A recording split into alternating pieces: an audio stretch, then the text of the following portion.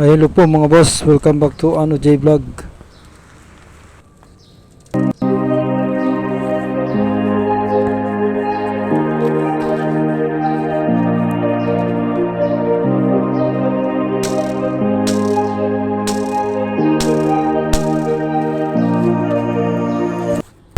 So yan po mga boss, ang ipapakita ko po ngayon sa video kong ito ay yung naglalagari po ako ng paglalagari ko po ng mano-mano sa pinulik po na plywood. Pamorma po yan sa sukalo. Yan po, ipapakita ko po sa video kong ito kung paano maglagari ng mano-mano. Medyo naka fast forward lang po tayo mga boss para medyo uso tayo. Masarap tingnan pang naka fast forward po yung paglalagari. Yan po, pinipitikan ko po yun mga boss ng para may linya, pinakang guide nya sa unang paglalagari ng isang pinulik. Yan po mga boss. Okay, ayan, matalim po yan yung lagari na yan, pero may luma na po yan, medyo matagal na po yan lagari ko na yan mga boss. Matagal-tagal na rin po yung panahon niya na ginagamit ko. Marami ng serbisyo yan mga boss. Ayan ganyan lang po mga boss ang paglalagari. Kailangan po matalim yung lagari natin, bagong hasa, saka mayroong bukas para hindi nakakapagod itulak mga boss. So ganyan lang po mga boss yung paglalagari ng mano-mano sa pinulik mga boss. Yung unang sukat po mga boss, pipitikan mo. Pangalawa mga boss, kung ano yung natanggal mong unang nilagari mo na yun na po yung pansusukat mo, pangguguhit. Ayan po, kasi hindi naman po tatalab dyan ang lapis kasi kulay itim po siya. Kaya kailangan dyan mga boss ay pitik na kulay puti, tansi.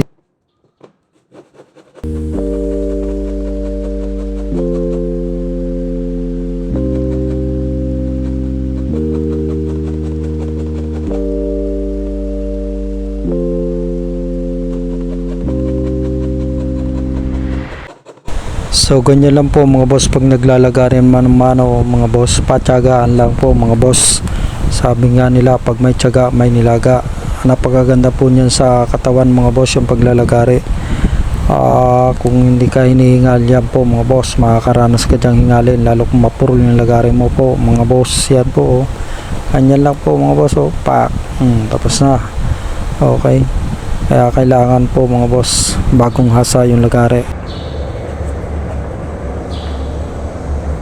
Hello po mga boss, ang video kong ito mga boss ay para po sa mga yung baguhan lamang po at saka hindi pa po alam nila kung ilang gayat meron yung pinulik o kaya plywood o plyboard mga boss. Ngayon po ang ginagayat ko na to mga boss pamorma sa sukalo. Ngayon po yung gayat ko sa isang pinulik po mga boss ay 16 po. Sa centimeter po mga boss ay 40.5. Ayun po yung 16. Bali, 316 mga boss. Sorry mga boss 316 makukuha ko sa isang pinulik. Ayun po mga boss, pag yung gayat naman medyo maliit, 30. Apat po na 30 makukuha sa isang pinulik.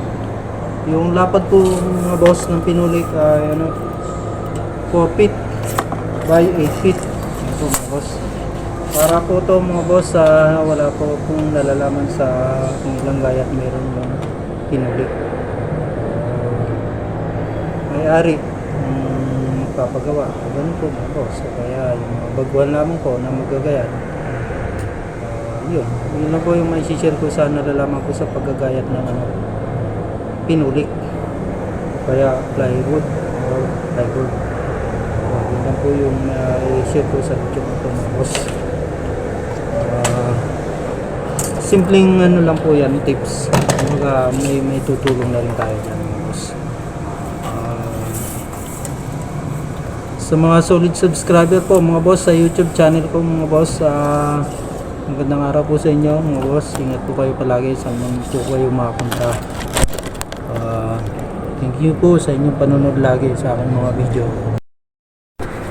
So ito po mga boss yung ano, yung pinuli ko. Ayan. Sinukat ko po siya.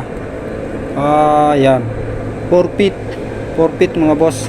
Pag hinati mo siya sa apat, ilan po yung magiging apat na bilang? Yan. 1 feet. Sa centimeter po ay 30.5 yata yan o 0.2 ganyan po mga boss.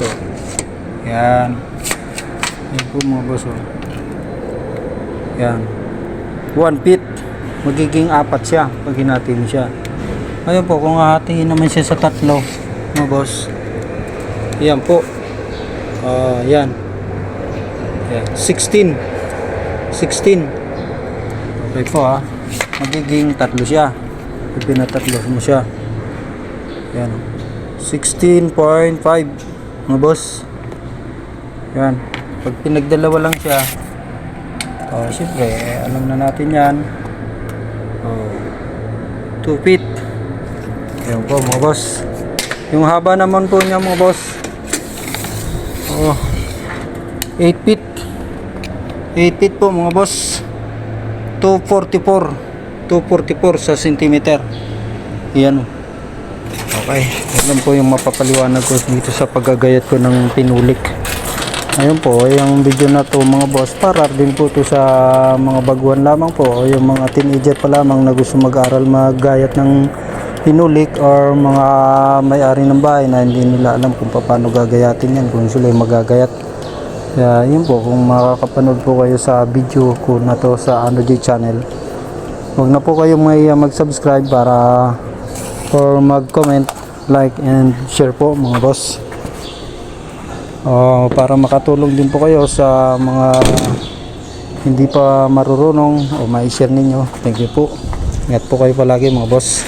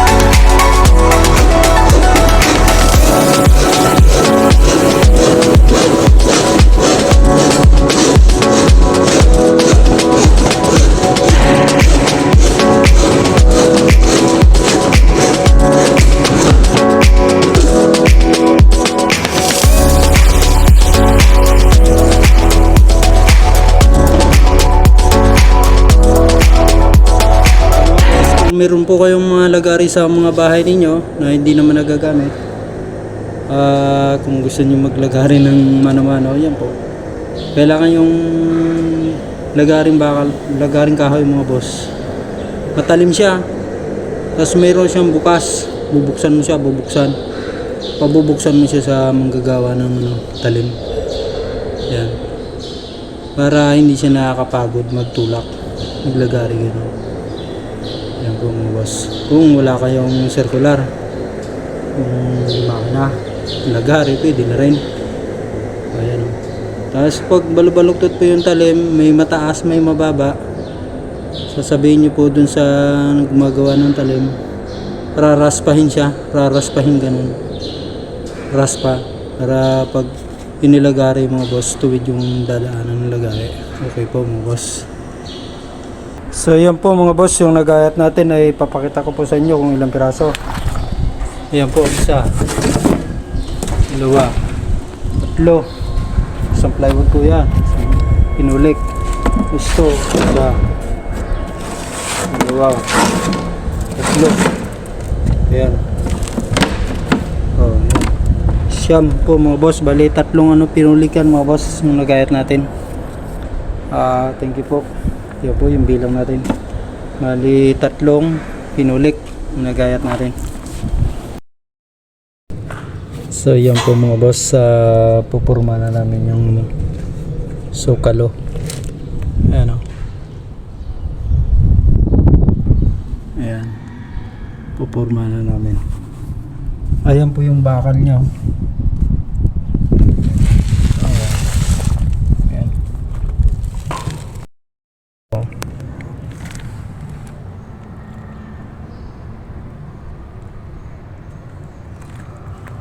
Ano bang bakal to? Plastic? So, kunin mo kaya yung kuno? Fiber. Kunin mo. Yung fiber. Ayan po yung ano, fiber na ano. Ito. 80mm fiber. Parang bakal na rin siya. Fiber. First time ko po makakita ng ganito. Dito lang po sa ginagawa namin na ito na sukalo. Pansukalo lang po ito na ano, materyales ito na bakal. Ginagamit lang sa sukalo. Ayan. Ayan ba yun?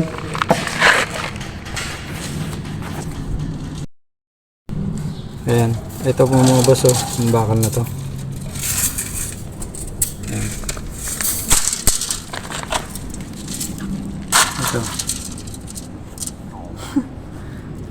Plastic. First time ko po makakita ng ganito mga boss. Plastic. Plastic na bakal. Plastic na ano, parang bakal na rin, oh. Fiber. Ayan. Ayan. Gumulong.